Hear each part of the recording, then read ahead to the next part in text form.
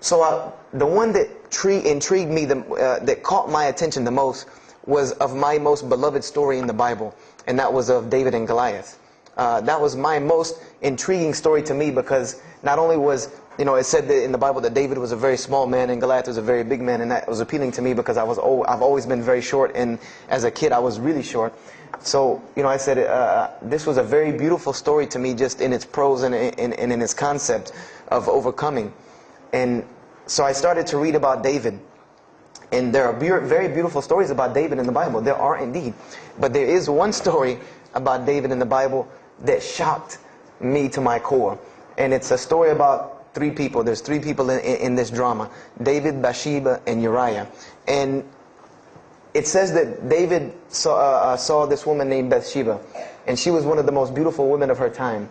And she happened to be married to one of the commanders of his army named Uriah.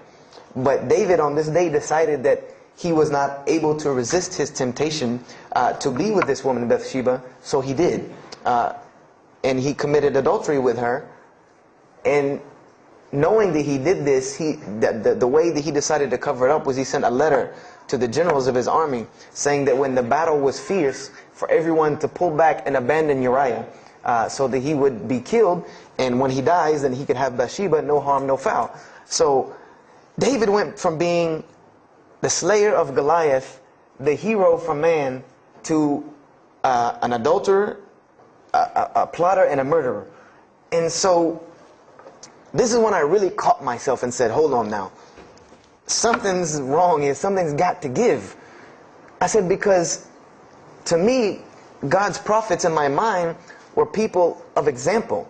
People who I could follow as an example. Someone who was supposed to be the best of us, so that we could follow them and emulate them. And they're turning out to be worse than some of the people that you see on America's Most Wanted. David is somebody that, if I only knew this about him from the Bible, I see him coming down the street, I'm going the other way and calling 911, because he has to have a warrant out on him for something. This is what I'm thinking in my mind. This man is not an honorable man at all. He killed Goliath, yeah, but he killed this other guy named Uriah to be able to commit adultery with his wife.